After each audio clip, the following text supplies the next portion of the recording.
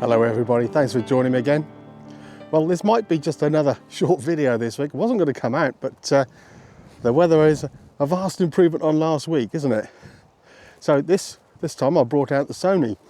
Now, Sonys have a bit of a reputation for not being good in wet weather, so I didn't take it out last weekend. Now, I don't know if that reputation's actually true, but any of you photographers out there that have a Sony, let me know. So, as you can see behind me, I'm at Berry Head in Brixham, and there's some really contrasty light here, so I'm going to play around with different exposures and see if I can make some nice seascapes. Let's see what we can find, shall we? There's some lovely light shining on the ocean here and reflecting. I'm just waiting for these patches to be in the right place and then trying to take some underexposed shots. They might end up being black and white, I don't know yet. But with the moody clouds and those patches of light on the sea, I think there might be a shot here. I am travelling very light, so I have only brought the Sony, so I can't film the back of it to show you what I'm doing with each image, but I'm sure I can explain as we go along. But firstly, I must apologise for the poor quality video. It's been a while since I've used the Sony like this, and I was filming straight into the sun, as you could see. Really difficult to get rid of the lens flare, and the colours weren't great. However, as I said, I was doing some underexposed shots just like this one, using the 16mm Sigma lens. But when I started off with this, it was a bit confusing. I do like the image. There's elements that I liked. I liked the cloud and the light coming through the clouds, shining down on the sea. And you can see there's a little bench on the left hand side on the cliff. And there's some really nice elements to this. Even the light on the horizon. But it's still a little bit busy.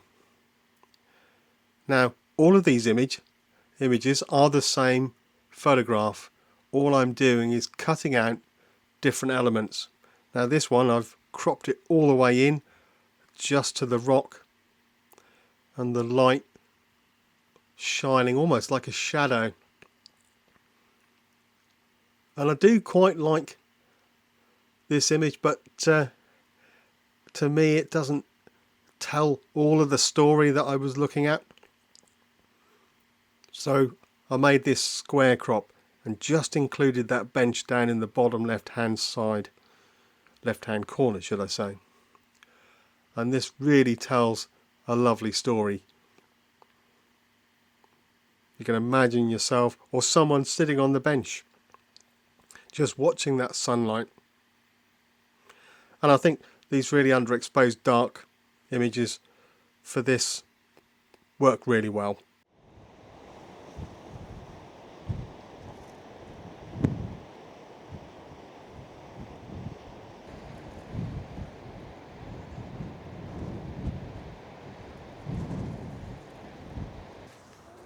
So I've come right up to the end of the headland now, so I'm going to put the 70 to 350mm lens on and see if there's any dolphins or seabirds I can photograph out there.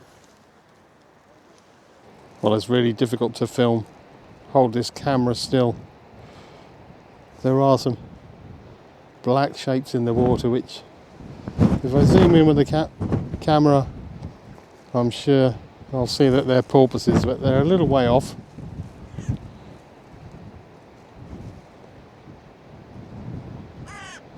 Maybe you're just going to have to take my word for it.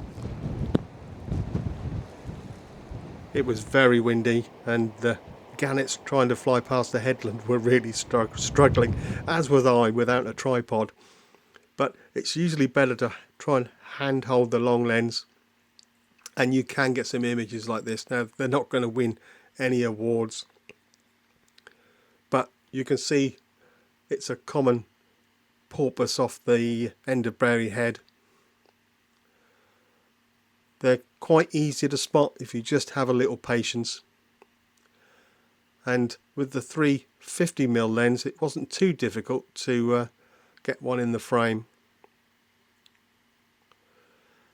I quite like this shot of two of them just breaching out of the water, making a bit of a splash, a bit more interest. But I haven't cropped this in too far. It's nice to leave the space and just show the animals in situ, if you like. May as well take a picture of the lighthouse while I'm here as well. It's the shortest but the highest above the sea in the country, I think. Well, I'm not sure if it's the highest above sea level, but it's certainly one of the highest. But the light itself stands only 5 meters tall. Now, not much of a shot, but some nice colour in this. And what attracted me was firstly the contrast of the lighthouse, the white against the blue, with a little bit of cloud, but also the shadow of the railings. Same in this, not much of a foreground interest, but I think those railings just emphasise how bright a day it was. And in both shots they make a nice little diagonal. And with the railing in the background as well, it frames the lighthouse really quite well in this photograph, again with that contrast between the white and the blue. The view along the coastline from Berryhead towards Dartmouth is stunning. It's a lovely walk. Not sure if it's a great image today. I've got my 16mm Sigma lens on, which is probably my favourite landscape lens. So let's see. Oh, that's pretty blustery. Let's see what sort of shot I can get. Well, nothing special about this image. There's a couple of things I do like. The actual shape of the coastline is reflected in the clouds above. I do like the foreground, although there's not much there. These flowers that are dying back, and the colours look nice. And yes, it is very bright coming from the left hand side, but I've left that in. Now I did try and find a little bit more foreground interest. Obviously this is a limestone headland, so you get these little patches of rock exposed, and these always make a nice foreground or leading line into the shot if you can find a nice composition. And again, the shape of the clouds in the sky, although I've cut them off a bit, is reflecting the coastline. Well, as I said, maybe a short video this week. It's really windy up here and the light is very bright, but hopefully I managed to make some images. Anyway, if you like the video, don't forget to subscribe to the channel. Whoa! Very windy. And I'll see you all again soon. But for now, cheerio.